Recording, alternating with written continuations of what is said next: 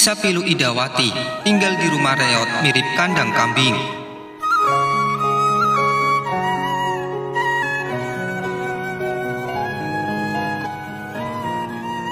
Idawati, 53 tahun, warga Kampung Bojong, Desa Lebak Agung, Kecamatan Karangpawitan, Kabupaten Garut, terpaksa tinggal di rumah yang lebih layak disebut kandang kambing. Dia mengaku tidak bisa tinggal di rumah yang layak setelah peristiwa kebakaran menimpa rumahnya 7 tahun silam. Ida tinggal di tempat yang disebutnya sebagai rumah yang dibangun di atas tanah wakaf dekat tempat pemakaman umum. Kondisinya sudah reot, atapnya terpal, dibangun dari tumpukan kayu yang dibangun tidak beraturan. Salah satu sudut rumahnya malah hanya ditutup kain saja. Setelah dulu rumah saya kebakaran, jadinya saya tidak punya tempat tinggal. Alhamdulillah ada yang menempatkan saya di sini untuk tinggal. Walau kalau hujan besar pasti bocor, ujarnya saat ditemui.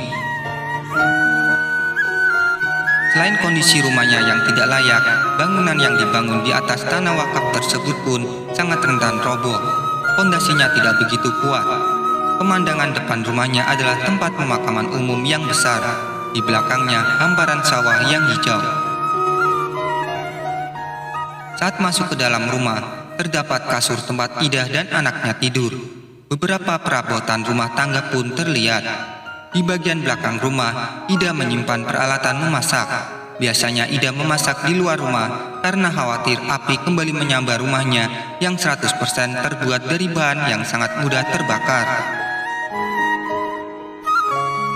Di rumahnya Ida tidak ada tempat mandi cuci kakus atau MCK. MCK berada di luar rumah dengan penutup dari karung. Warga menyebut MCK itu dengan sebutan WC helikopter. Ida mengaku bahwa ia sehari-harinya bekerja sebagai pembersih makam.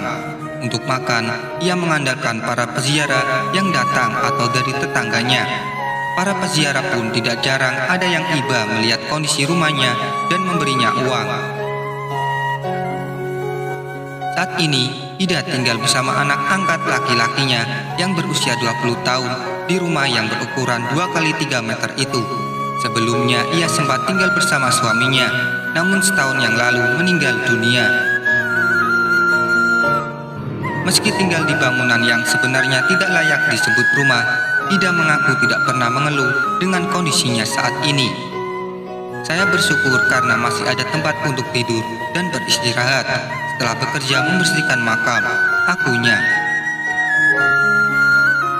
Sebelum tinggal di rumah saat ini, setelah kebakaran menimpa rumahnya yang dulu, Ida bersama suami dan anak angkatnya tinggal di sebuah saung di tengah kebun orang di Kelurahan Sukanegla, Kecamatan Garut Kota. Setelah itu, ia pun kemudian pindah ke sebuah rumah milik orang lain. Saya sudah 3 kali pindah-pindah, tapi ia masih saung.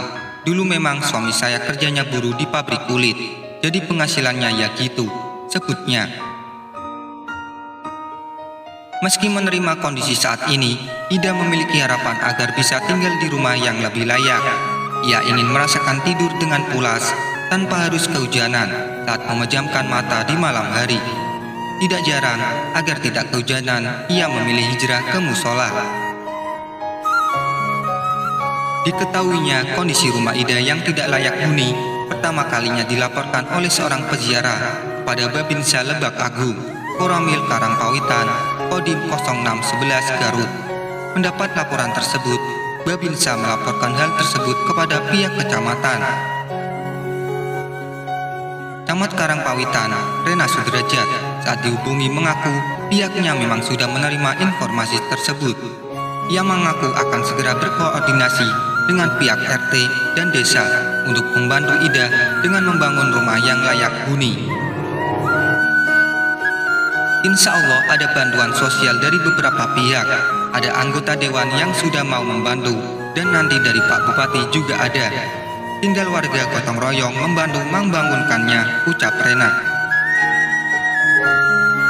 Rena menyebut bahwa nanti rumah Ida akan dipindahkan setelah ada warga yang memberikan tanah bagi Ida. Tinggal pihaknya yang bertanggung jawab mencari material bahan bangunan untuk membangun rumah Ida.